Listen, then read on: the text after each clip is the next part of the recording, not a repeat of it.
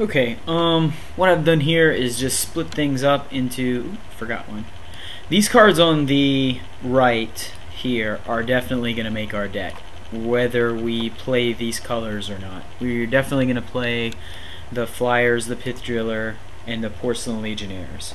These cards over here are the cards that either aren't definitely going to make the deck or cannot make the deck unless I play, their colors. So like, we might play Slash Panther, we might not. It's not a definite. May hinge on whether we play red. Phyrexian Hulk is just a maybe. We'll see how many playables we have. As you can see, including all of these cards, it's only 26. So we're probably going to end up having to play the Phyrexian Hulk, and we may pull down additional cards from up here. Although we're definitely not going to play some of this stuff. So we want to pick, since we don't have any fixing, ideally we'd like to pick no more than 3 colors to match, especially because one of the colors won't be black, and so we already have 2 cards we know we have to pay life for, so we'd like to avoid paying too much life. Red has 1 amazing card, and 1, that's pretty mediocre. And these guys are good if depending on how aggressive we are. They're not good at blocking. So there's that. Looking at the cards we're definitely going to play, though, we have a handful of very aggressively costed, low toughness, evasive or hard to deal with guys. That doesn't mean we can't play a controlling type deck and just deploy Legionnaire defensively, Pith Driller, defensively, block with this instead of attack with it, that sort of thing. Batterskull is a card that gets better the more lands you play, obviously, and kind of leans us towards a late game. The red cards definitely fit in a more aggressive shell. The white cards are all great in a controlling type shell. So in other words, this guy's really good in a control deck, where you hold the board steady and then you play him and beat in through the air.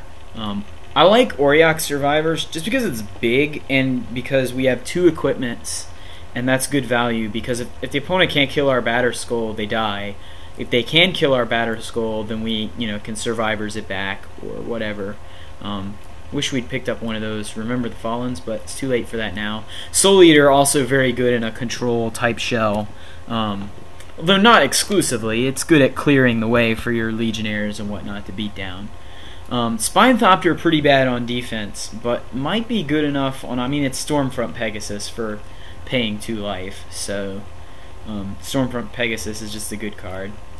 But I could be convinced to go more the long game with because we have such little removal. I could be convinced to go white-green.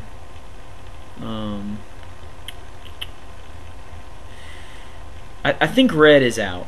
I think we want to, well, green has Glycoscorn, which is not Volt Charge, but it's still pretty good. Leeching Bite is also good. Leeching Bite is much better than Gut Shot, whereas Glycoscorn is not as good as Volt Charge. And the Thundering Dude is better than Slash Panther, unless we're just all out trying to be aggressive. And since I think we're going to end up having to play the white cards, I don't think we're going to be aggressive. I think we're going to play Bant colors. I think we're going to play Bant colors and try to just grind out games with our... Because if we sort by cost, we've got some decent cheap stuff, but I think that's mostly going to be... like, these are good at clearing out like Geth's Verdicts or pulling Grim Afflictions. We want our opponents to go after this stuff so that when the good creatures come down, they won't have as much removal. Maybe I'm just trying to talk myself into that. I'm not really sure. Maul Splicer seems good. Like, I don't like running 2, but it seems okay. It's a 3-for-1, which is really good because we should be able to make games go long with our Batterskull, our Talisman, or whatever. And a lot of the quality decks are just pigged out on removal, like Geth's Verdict and Grim Affliction and, you know, the Glissa's Scorn or whatever. And it's just removal for removal until it gets down to the end. And then this guy comes in and gives you 7 power. I mean, it's okay. It's like an Alpha Tyrannax kind of card, where it's like you're not stoked about it, but it's okay. This is still only 22 cards. I'm probably going to run 17 lands plus the Talisman, so something else has to make the deck. Man, and that's including this card. That kind of bites. And this card is not very good in a control type deck. Although we don't have a lot of tricks, so I guess beggars can't really be choosers. Well, we need to make a decision. I guess I will play... This card's alright. This card's pretty bad. I think for now I'm going to play the Soul Eater. Well, we don't really have a whole lot of removal, so we'll play a Numbing Dose, which is not very good, but it's something. And then we're not going to play any swamps, so we will play 5 plains, 6 islands. Don't really need a lot of forests. Maybe we'll go 6-6-5. Yeah, because we want to have double white and double blue.